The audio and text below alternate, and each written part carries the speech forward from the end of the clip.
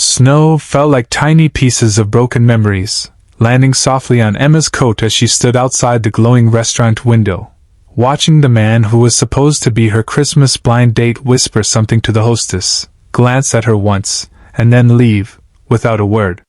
Her throat tightened, her heart sank, and for the first time in months, she felt truly, painfully alone. But just when she thought the night couldn't hurt anymore, a small hand tugged her sleeve. Emma turned, confused, and met the wide, shining eyes of a little girl in red mittens. "Excuse me," the girl whispered shyly. "Can you be my new mom?" And that was how Emma's entire destiny changed. On the coldest night of the year, Emma had never been lucky in love. 31, gentle-hearted, loyal, the kind who remembered birthdays and packed surprise lunches, yet always walked away from relationships bruised.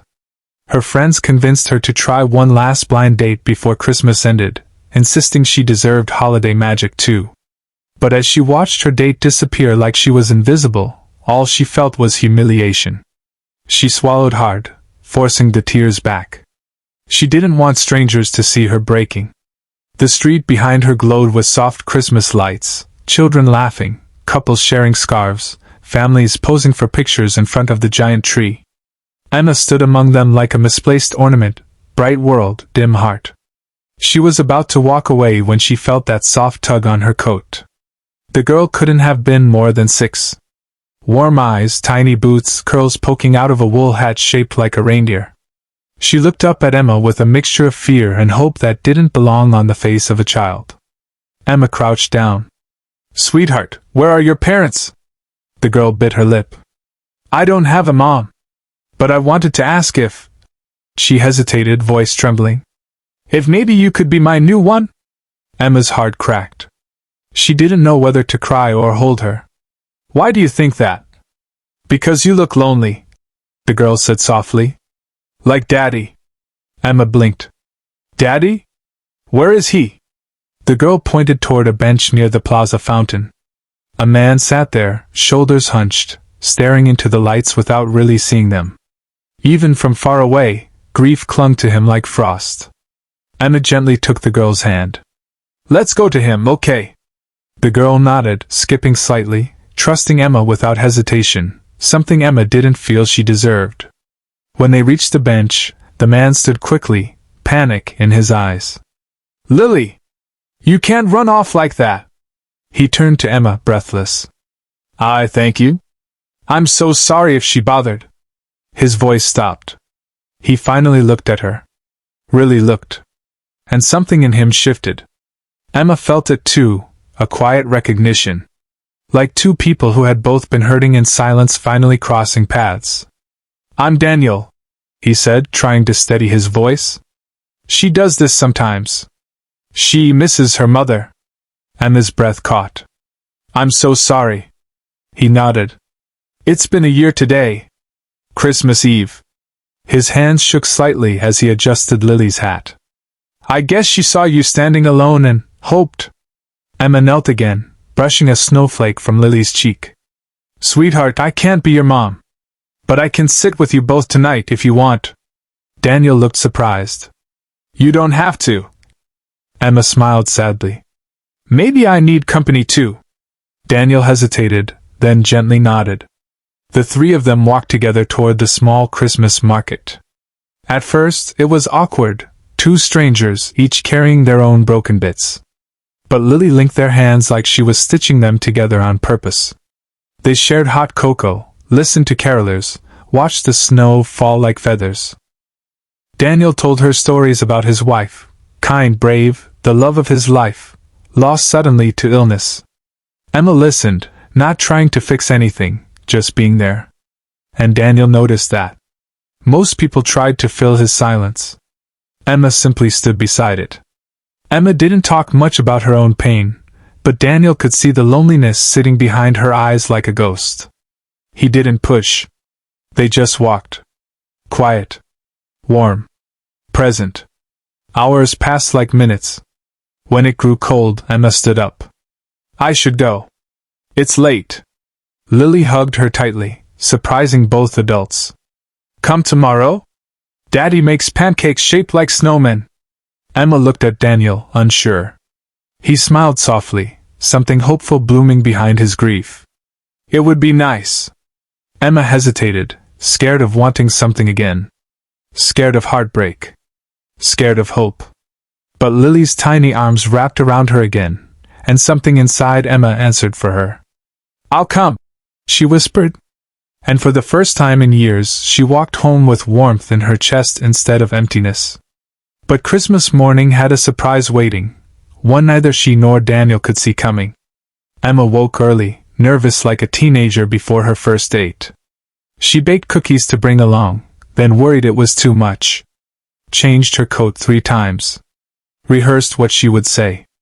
After years of heartbreak, the idea of being welcomed by a family, any family, felt like a dream she wasn't sure she deserved. When she reached Daniel's small home, Lily opened the door with pure joy. "You came!" Daniel appeared behind her, apron dusted with flour, looking more alive than he had the night before. "Good morning," he said gently. "Merry Christmas." They spent the morning flipping messy snowman pancakes, laughing when Lily insisted her pancake had attitude. Emma found herself glowing in ways she hadn't in years. Daniel watched her with a softness he hadn't let himself feel for anyone since his wife passed. But grief has a way of showing up uninvited. At lunch, Daniel suddenly grew distant. Emma noticed him staring at a picture on the mantel. His wife holding newborn Lily, Christmas lights behind them. His jaw tightened. His eyes dimmed. Emma understood instantly. Daniel whispered, "I feel guilty.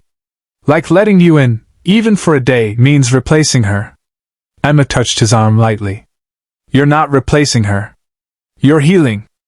Healing doesn't betray anyone." He didn't answer, but the storm in his eyes quieted. Later, Lily wanted to go outside to build a snowman. Daniel stayed inside to clean up, still lost in his thoughts. Emma helped Lily form the snowman's head, laughing as she placed the crooked carrot nose. Then Lily whispered, "I like when you're here. Daddy smiles more." Emma felt tears press against her throat. "I like being here too." When they went back in, Daniel watched them from the doorway. For the first time since his wife's passing, he saw a glimpse of a future that didn't feel lonely. And it terrified him. As afternoon sunlight softened across the living room, Daniel finally spoke quietly. "Emma, I'm scared to feel anything again. Scared to start something.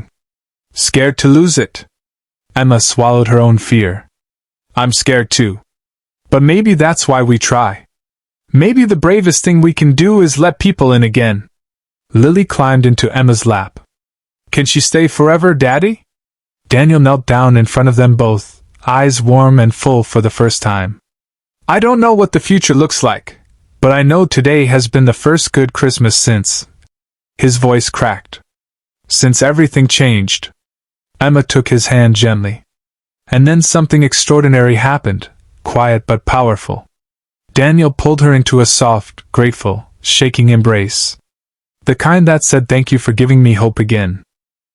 That evening, they walked through the town's Christmas lights together. Lily between them, humming carols. Daniel kept glancing at Emma with a look that grew deeper every time. Snowflakes danced around them as if the night itself wanted to bless them. At the big Christmas tree in the plaza, Lily tugged both their hands. "Take a picture! Like a family!" Emma froze. Daniel looked at her, searching her eyes, giving her space to pull away. Instead, she stepped closer. Their shoulders touched. Lily giggled as a stranger took their picture. When Emma saw the photo, something inside her lit up. They looked right. Not perfect right. Like broken hearts that finally found a place safe enough to beat again. Daniel took a breath. "Emma, would you like to spend New Year's with us too?" She smiled. "I'd love that." Lily jumped happily. "Then you'll be here forever." Emma laughed through tears. "One day at a time, sweetheart." But deep down, she hoped Lily was right. For the first time in years, Emma didn't feel rejected, forgotten, or invisible. She felt chosen. And Daniel, quiet, gentle Daniel, looked at her with gratitude so deep it felt like a promise. Sometimes love arrives quietly. Sometimes family finds you when you're not looking. And sometimes, a little girl with red mittens heals 3 hearts at once.